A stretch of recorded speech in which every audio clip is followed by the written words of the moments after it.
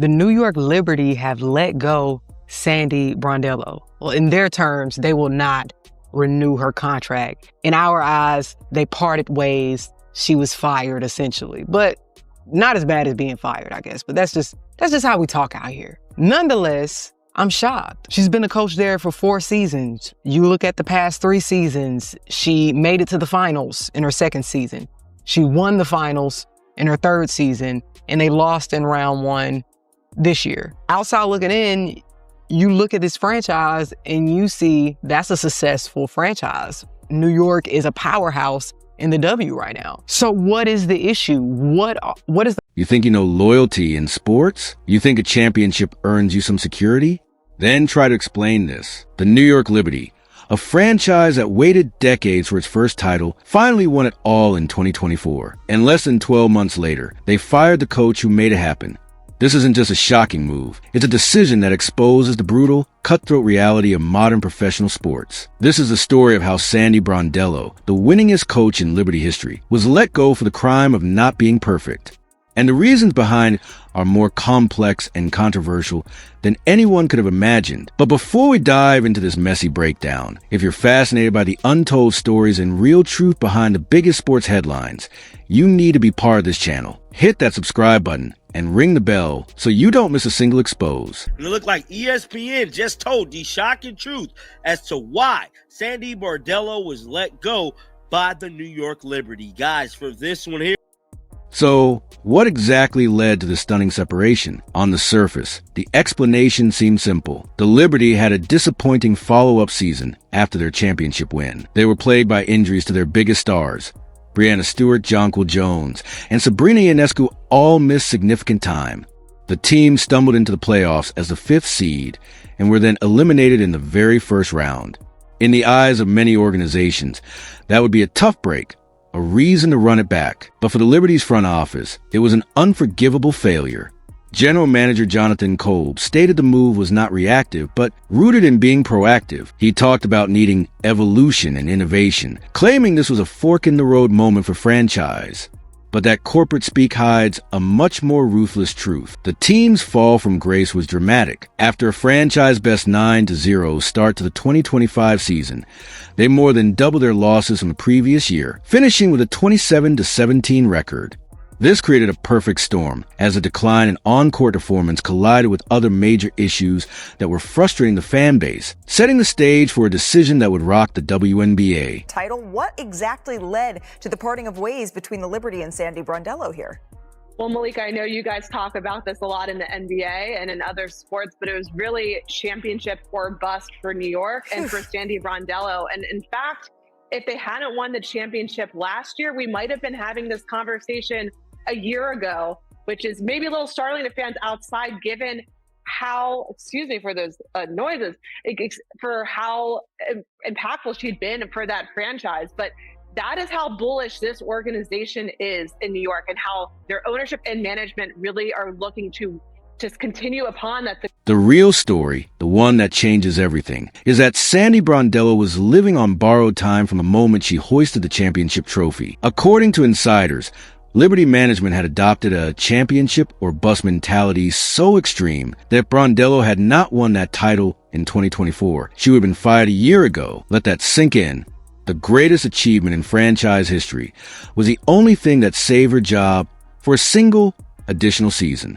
Winning the championship wasn't a foundation to build upon. It was a stay of execution. This meant that for the 2025 season, the mandate was clear and seemingly impossible: win back-to-back titles or you're out. Despite a heroic 9-0 start, the injury bug decimated the roster, forcing Brondello to use a record-tying 18 different starting lineups. But in the end, the results were all that mattered to front office. The banner hanging in the rafters was suddenly not enough. This championship or bust pressure wasn't just a silent expectation. It was reflected in the team's own actions, especially towards their fans. In a move that alienated their core supporters, the Liberty raised season ticket prices by an average of 76% for 2025. Some longtime fans saw the cost of their seats jump from $600 to $1,700. This led to protests, with fans wearing "We've been priced out" shirts, and reportedly left many of the most passionate supporters unable to afford playoff tickets. When the team started to struggle, The expensive seats at Barclays Center grew quiet, and opposing players even took shots at the lackluster atmosphere. And so I think for New York moving forward, I would expect them to really, again, be bullish in who they go after. We know that they are a WNBA franchise that invests a lot in a lot of resources, a lot of financial, capital into these decisions. So I think it wouldn't be shocking, though, if they decide to go after maybe someone in the NBA, someone that we might be a little bit more of a non-traditional hire. I do think Sandy Brondello has a great shot of getting hired again. We know what she has done in this league. We know that there's openings in Seattle, for example, in addition to the front office, in pricing out its base while demanding perfection, had created an environment where anything less than a title was deemed a failure, setting Brondello up for a nearly impossible task. What makes this entire situation even messier is the reaction from the people who knew Brondello's work best, her players. While the front office was coldly calculating the team's future, the locker room was fiercely loyal to their coach. Right after the playoff loss, two-time MVP Breanna Stewart was asked about Brondello's job security. Her response was unequivocal. "She has our back, and we have hers," Stewart stated. It wasn't easy for anybody, but she came in every day with a positive attitude and a mindset to put us in our best position possible. So we're not going to be a team that points fingers. Veteran guard Natasha Cloud was even more blunt, passionately defending her coach and sending a clear message to the fans and management. Every player loves her. I think there should be a lot more respect, and that can be said to our fans. 2. She just brought you a first championship ever to this organization. Y'all better put some FING respect on her name. This creates a dangerous dynamic for New York. You have a front office that made a decision directly against the very public wishes of its superstar players, who are all about to become free agents. Now with ESPN to give us an update as to why Sandy Brondello will let go. And what's crazy about all of this in this interview that I'm about to show you guys is that Sandy Brondello was supposed to be fired last year, but she actually won the WNBA championship. This rift is especially perilous when you consider that Stewart herself had called out the team's mentality mid-season, stating after a bad loss, "This is not championship-level basketball at this point, and everybody needs to recognize that and understand that we need to get there." And that starts with the mindset. Her criticism was directed at the team's overall performance, not the coach, making the front office's decision to fire the well-liked Brondello a colossal gamble that could backfire by alienating the very stars they need to retain. This leads us to the billion-dollar question. What was the front office thinking? General Manager Jonathan Kolb laid out a vision that was less about the final win-loss record and more about how the game was played. On a podcast, it was revealed that Kolb and the front office saw this as a fork-in-the-road moment and believed it was time for a new voice to lead the team. Analysts suggested that despite her success, Brondello struggled against elite coaches like Cheryl Reeve and Becky Hammon, and that her reported reluctance to trust the bench created problems, especially in the postseason. The front office pointed to specific, lingering problems that they felt needed solving, issues that apparently existed even during their championship run. These included recurring struggles with rebounding, free throw inefficiency, and a lack of adjustments in high-pressure situations. For Kolb, this wasn't just about one injury-riddled season. It was about a fundamental belief that the team needed a new voice and a new system to stay ahead of the evolving WNBA. New York Liberty just fired their head coach. People are confused as to why, because they won the championship last year. They made the playoffs this year. In sports, there's always a scapegoat when things aren't going the way that they wanted it to go. Clearly, in New York, the standard has been raised. As Coach Tibbs learned with the New York Knicks, making the playoffs does not guarantee that you are safe anymore. They have raised the standard. They're sending a message to the fans, to the team, saying, we don't want to just go to the playoffs. We need to go to the finals and we need to win. So if it's not the players on the court that are changing, it's got to be the coaching staff. So unfortunately, that did mean coach. He essentially argued that sustaining greatness required a disruptive change, even if that meant cutting ties with a coach who had just delivered the ultimate success.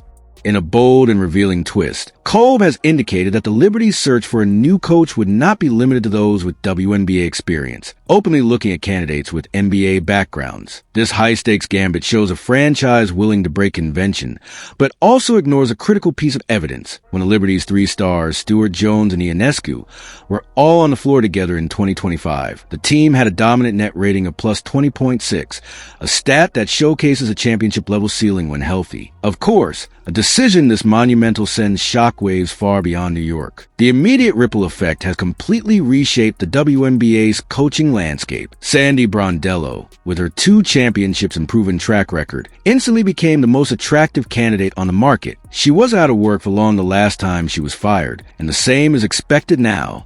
Yeah, you never want to see a player get injured, and a player like Caitlin and coming back has had a few injuries this year. She's a great player. It would have been good for our craft to see her, but hopefully they get to see her after post All-Star. We get to play them again. As for the All-Star, I'm excited to get to know her a little bit. I think that's the part of the All-Star. It's going to coach players that you haven't coached before and get them to know them a little bit and enjoy the whole celebration. The Seattle Storm, who also have a coaching vacancy, are seen as a perfect fit. Meanwhile, the Liberty are now tasked with the incredibly risky endeavor of finding her replacement. They've indicated they won't limit their search, potentially looking at NBA assistants or big-name college coaches. But this is a massive gamble. Handing over a veteran-laden, championship or bust team to a coach with no WNBA head coaching experience could spectacularly backfire. The Liberty are betting that their innovation will trump Brondello's proven championship-winning experience. Among the names already being linked to the job are Brianne January, a current assistant with the Indiana Fever, and Lindsey Harding, who has built a strong resume in the NBA G League. The ultimate irony in all of this is that Brondello will almost certainly land on her feet, potentially making a rival team instantly stronger. If she were to turn around and coach a team like Seattle to a title, it would be the ultimate revenge story and a permanent stain on the Liberty's decision. This firing doesn't just change one team. It shifts the power balance of the entire league. If you've made it this far, you're clearly invested in the deep drama of the WNBA. Let us know in the comments which team you think will benefit most from this Liberty front office gamble. And for more content that goes beyond the box score, make sure to like, subscribe, and hit that notification bell so you never miss an upload. But to truly understand the gravity of this firing, you have to look at the bigger picture. This isn't just a New York Liberty problem. It's a WNBA problem. First, there's a glaring issue of diversity. With this move, and the recent firing of other black coaches like Noelle Quinn and Teresa Weatherspoon, there are now no black women serving as head coaches in a league where the majority of players are black women. This creates a representation crisis that the league cannot ignore. It raises a devastating question for aspiring coaches and current players. If a proven winner like Sandy Brondello, a woman of color who delivered the ultimate success, can be deemed not good enough, what chance does anyone else have? This isn't just about one job. It's about a broken pipeline. It signals a systemic failure in how the league identifies, values, and retains diverse leadership talent at the very highest level. The message being sent is that even historic achievement may not be enough to overcome the immense, often unstated, pressures and biases that exist within front offices. This situation becomes even more stark when you compare it to other professional sports leagues. The NBA, for instance, has long grappled with its own diversity issues, but has implemented structured programs and accountability measures, like the NBA's Coaches Equality Initiative, aimed explicitly at developing a sustainable pipeline of black coaches and front office personnel. The WNBA, a league built on the pillars of social justice and empowerment, now finds itself in the paradoxical position of having to confront a significant representation gap within its own coaching ranks. The problem is compounded by the fact that these decisions are often justified with vague corporate language about new directions and innovation, which can mask deeper, more subjective biases. When a pattern emerges where successful coaches of color are consistently cycled out in favor of searching for a new, often undefined, voice, it forces a painful conversation about whether the league's values are being fully embodied by the people in charge of its teams. Furthermore, respected figures around the WNBA have openly questioned the move. Las Vegas Aces coach Becky Hammon, a fierce rival, stated plainly, "I didn't love it for Sandy. I'm going to be honest. She's just won a championship. She's won in other places. And I know her to be a quality coach and a quality person." Those are rare sometimes to get that mixture of qualities as a head coach. When your most successful competitors are criticizing a decision because it seems too ruthless, it's a sign you may have miscalculated. This firing feeds a narrative of a league that sometimes undermines its own stability, where patience is in short supply and the pressure for immediate, perpetual success leads to self-sabotage. We've seen this movie before. Just look at the Chicago Sky, who let go of a championship core and their coach, and are now in a deep rebuild. This "what have you done for me lately" mentality creates a volatile environment where long-term building is sacrificed for the illusion of quick fixes. This trend also risks alienating the very players who are the heart and soul of the league. When players see coaches who understand their experiences, who have navigated similar paths as women of color in sports, being systematically removed from leadership, it creates a disconnect between the locker room and the front office. This is an abstract issue. It impacts morale, trust, and a player's desire to stay with a franchise long-term. The Liberty's decision, therefore, is a case study in a much larger conflict. It's the clash between cold, corporate analytics and the human element of the game, between the desire for perpetual growth and the value of stable, proven leadership. The Liberty front office saw a graph that needed to trend upwards indefinitely. But basketball isn't played on a spreadsheet. It's played by people, led by people, and supported by fans who invest their emotions in stories of loyalty and legacy. By ignoring that, the Liberty haven't just potentially hurt their own championship chances. They've inadvertently spotlighted a crisis of identity that the entire WNBA must now urgently address. So where does this leave us? The final verdict on this decision is that it's a monumental risk that defies conventional basketball logic. The Liberty looked at a coach with a 107-53 record, a championship, and the unwavering support of players, and decided that wasn't good enough. They have willingly introduced chaos and uncertainty into a franchise that was a definition of stability. The message it sends to the players is demoralizing. Your hard work and ultimate success don't guarantee anything. And for the fans, it feels like a betrayal, a cold business calculation that ignores the heart and soul of the team. We are now left to watch a high-stakes experiment play out in real time.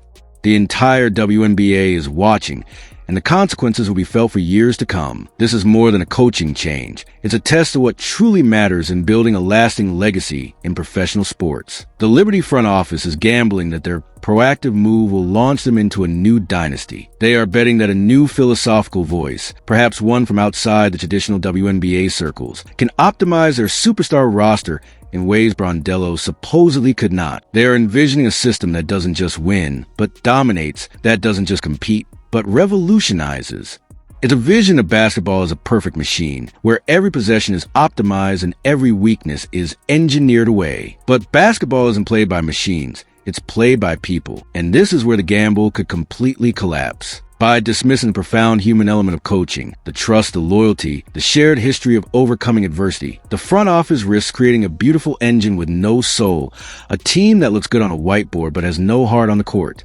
But the much more likely outcome is that they've handed a championship-caliber coach to a rival, alienated their franchise cornerstones on the eve of free agency, and dimmed their own spotlight in pursuit of an impossible standard. Imagine the scene a year from now. Sandy Brondello, standing on the sidelines in Seattle, leading a rejuvenated Storm team on a deep playoff run.